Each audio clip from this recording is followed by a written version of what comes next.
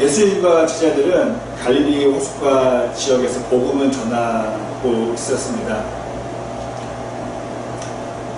그런데 그 복음을 전하는 지역이 한 군데가 아니었기 때문에 여러 지역으로 다니셨기 때문에 장소를 이제 옮기는 상황이 되었습니다. 그래서 호수가 동그랗게 있으면 반대편이었는지 바로 옆이었는지 모르지만 배를 타고 움직여야만 했습니다.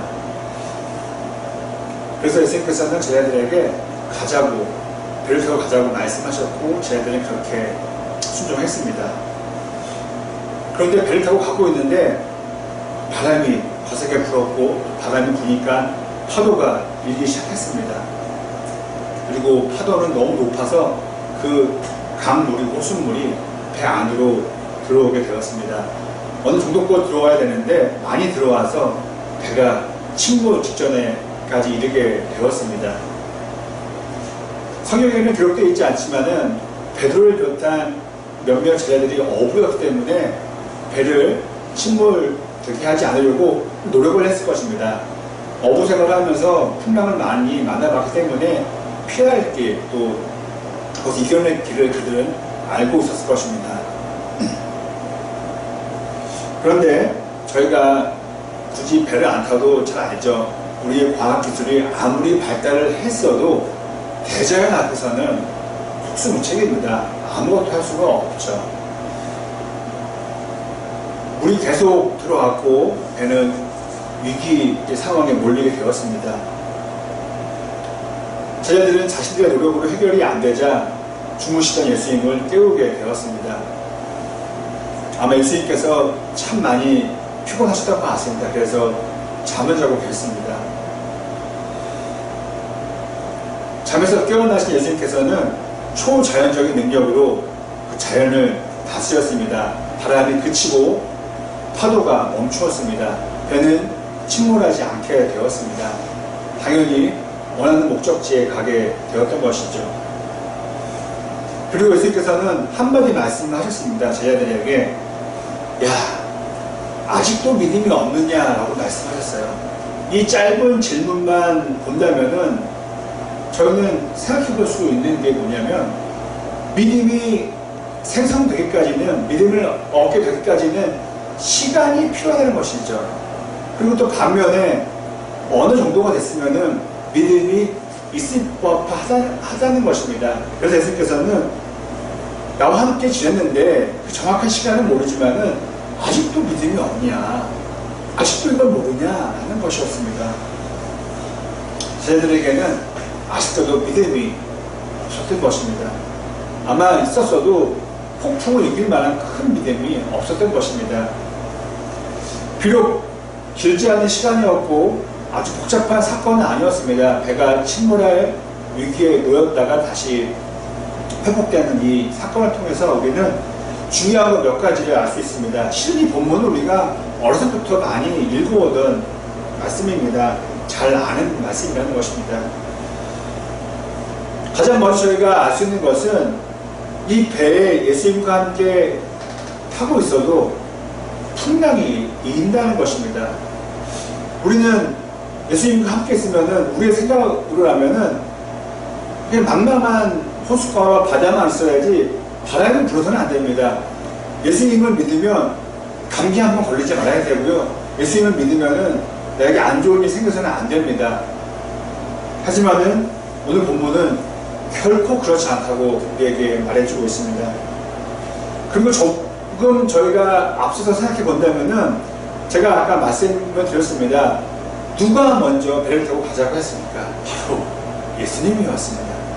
제자들이 논의해서 예수님에게 가자고 요청한 것이 아니라 예수님께서 가자고 말씀하셨기 때문에 그 말씀에 순종해서 제자들은 배를 준비했던 것이죠.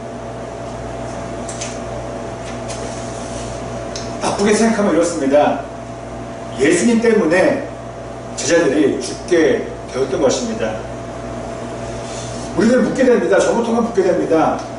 아니, 앞을 내다보신 예수님께서 풍랑 이실 거, 뭐 몇 시간 되면 풍랑 이실 거 모르셨어요? 아셨잖아요. 하셨으면 출항을 하지 말게 하시죠. 하룻밤 묵고 다음날 가게 하시죠. 왜 가게 하셨습니까? 라고 우리는 따져 물을 수가 있습니다.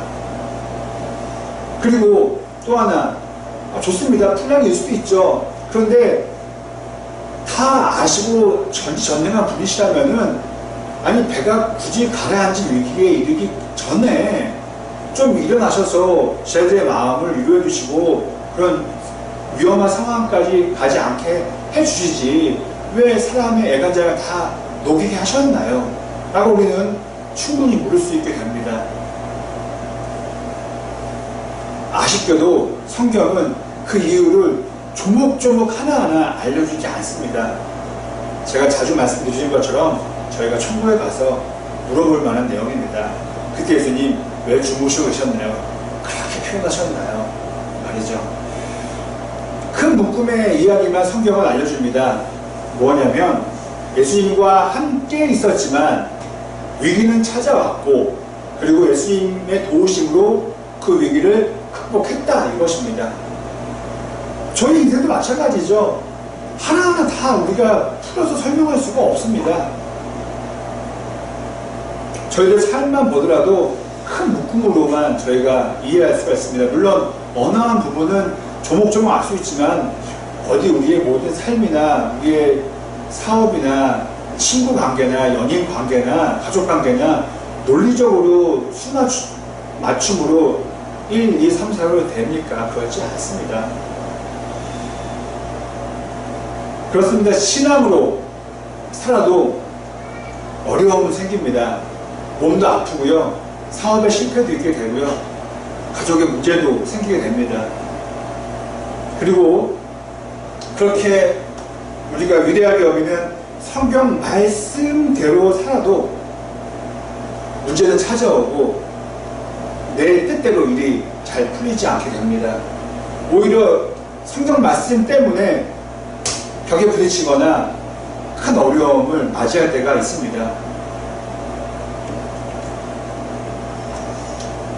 잠깐 저는 상황을 잠깐 바꿔서 생각해 보고자 합니다.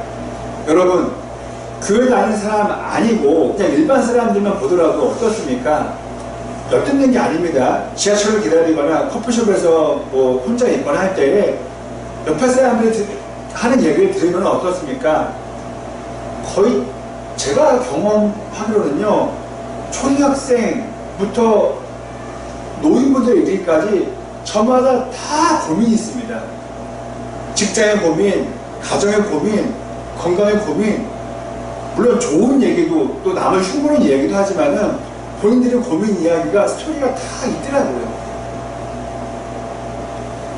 저는 이렇게 생각합니다.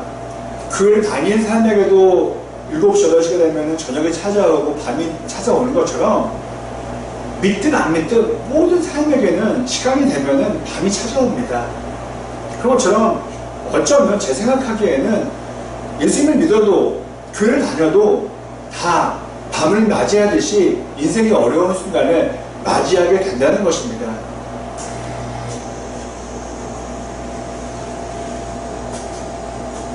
예수님을 믿는다고 우리에게만 낮만 있고 저녁 밤은 없을 수는 없습니다. 밤 10시가 됐습니다. 제가 하나님께 간절히 기도한다고 하더라도 갑자기 태양빛이 떠오르지는 않을 것입니다. 대신에 그 밤 10시에 더 늦은 시간에 어두운 길을 가기가 무서울 때에, 길을 모를 때에 든든한 사람, 길을 잘 아는 사람을 보내주시죠. 나주를 바꿔주시지 않는다는 것입니다. 그리고 그 찾아온 사람에게 손전등을 예비하셔서 그 빛을 통해서 갈 수 있게 해주신다는 것입니다. 물론 성경을 보면은 초자연적인 기적이 나타나기도 하지만은 갑작스럽게 한 개인의 기도가 낮을 밤으로, 밤을 낮으로 바꾸는 것은 없었던 것 같습니다. 그리고 가야 할 목적지, 이게 제일 중요하죠. 저와 여러분들이 가야 할 목적지로 그 사람을 통해서, 그 손자들을 통해서 가게 해주신다는 것입니다. 바로 누굽니까? 성령님입니다. 혹은 예수님인 것이죠. 또 더 나아가서 넓게 생각해 본다면 하나님께서 보내주신 천사가 될 수 있습니다. 오늘 본문에 나오는 내용을 보면은 제자들이 잘한 것이 하나가 있습니다.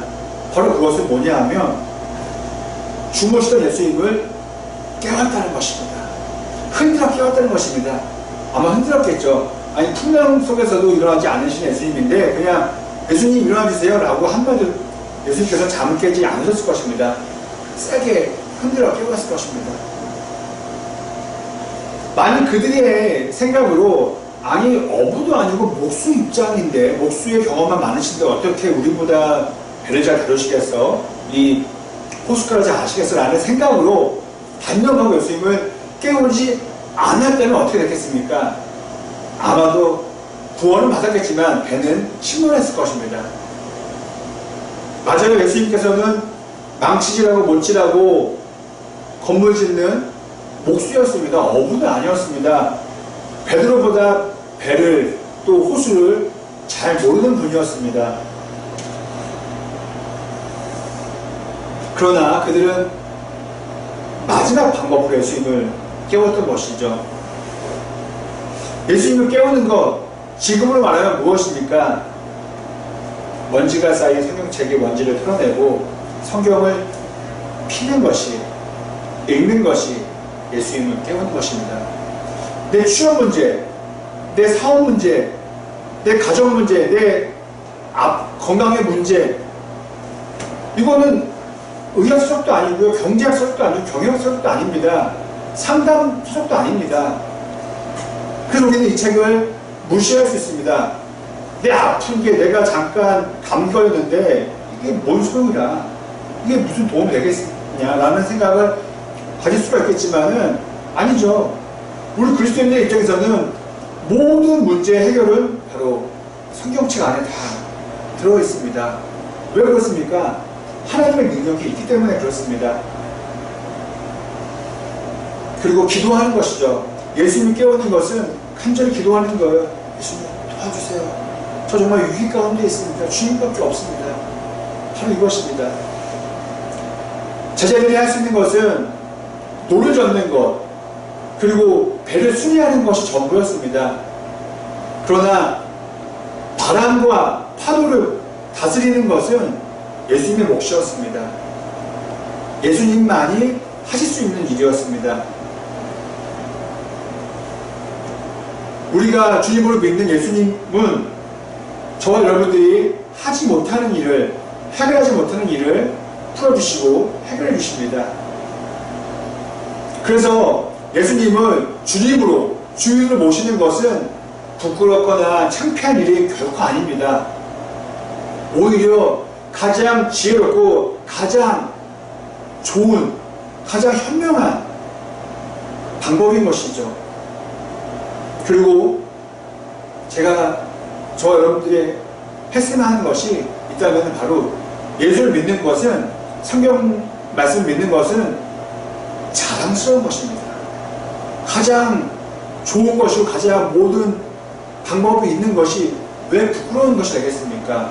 그러므로 한 예로 식사 기도하는 것도 우리는 부끄러워할 필요가 없는 거예요. 저희가 예수님을 주님으로, 주인으로 섬기지 못하는 이유, 신앙으로 살아가지 못하는 이유가 있습니다. 단순합니다. 저희가 다 경험해 봤을 것입니다. 예수님을 주님으로 모시고 산다면은 왠지 내 삶이 손에 보는 것 같고 심지어 망할 것 같기 때문에 우리가 그렇게 못하는 것입니다. 그리고 신앙으로 살면, 예수님을 주님으로 모시고 살면은 내가 하고 싶은 것을 절제해야 되기 때문에 내 인생이 재미없을 것 같으니까 그렇게 못하는 겁니다. 하지만 성경은 정반대라고 말해주고 있습니다. 한번 예를 들어보겠습니다. 다윗 같은 경우에는 왕이 되고 싶어 했겠습니까? 되고 싶어 했습니까? 아닙니다. 그는 그냥 하나님 사랑하면서 양식인 게 그의 전부였습니다. 다윗은 왕을 바라봐서 왕이 된 것이 아니고요, 하나님을 바라보니까 왕이 된 것이었습니다. 반면에 사울왕은 어떻습니까?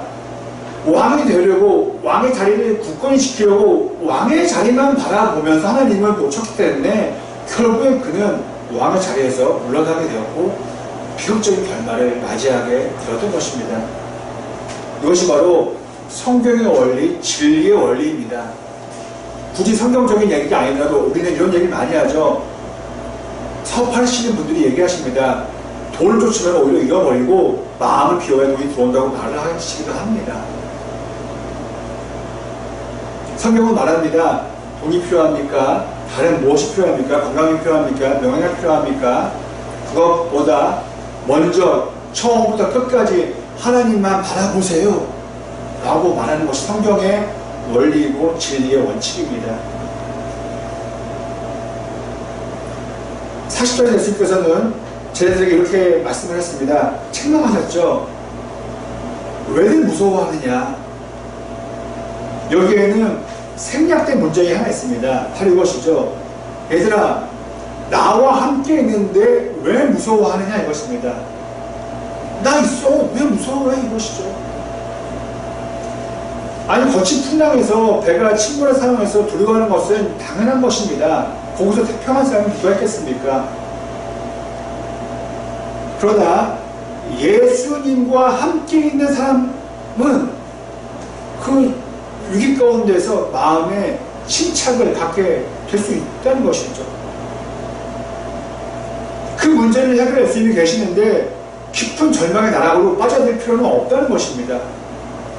지금 만약에 우리가 밥 먹으러 가요. 밥값이 10만 원이 나왔어요. 우리한테는 어떤 사람, 여러분들에게는 모아야 3만 원밖에 없어요. 근데 제 주머니에 10만 원이 있다고 생각해 보세요. 염려할 필요가 없는 걸 밥값을 내면 그만이니까요.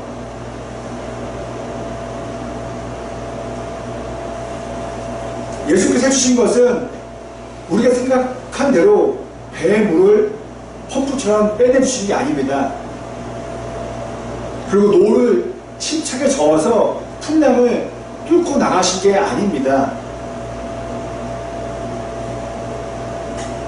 우리의 생각과는 전혀 다른 모습으로, 제가 자주 얘기하는 영어 표현이 있지 않습니까? Unexpected solution. 예상하지 못했던 방법으로 예수님께서는 우리의 문제를 해결해 주시는 것입니다. 우리가 잘 아는 대로 예수님께서는 바람을 멈추시고 파도를 멈추셔서 배가 순항할 수 있게 도와주셨습니다. 저와 여러분들이 못하는 일을 예수님만의 방법으로 해결해 주신다는 것입니다.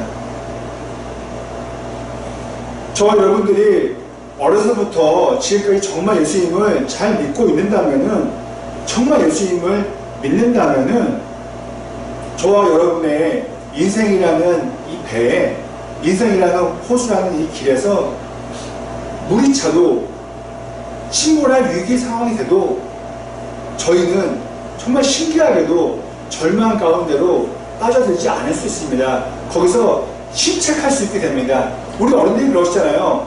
호랑이 잡혀가도 정신만 차리면 살아나올 수 있더라고. 맞는 말이죠.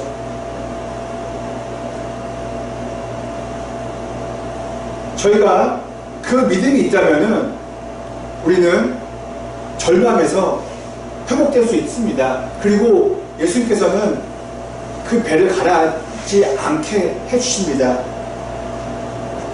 우리가 이 모든 것을 할 수 있는 것은 우리가 배에 우리만 있는 것이 아니라 바로 예수님께서 함께 계시기 때문입니다. 바로 그 예수님이 누구십니까? 성경 말씀입니다. 이 말씀만 있으면 저희는 어떠한 상황 가운데서도 일어날 수 있습니다. 그것은 예수님께서 우리들을 일으켜 주시기 때문입니다.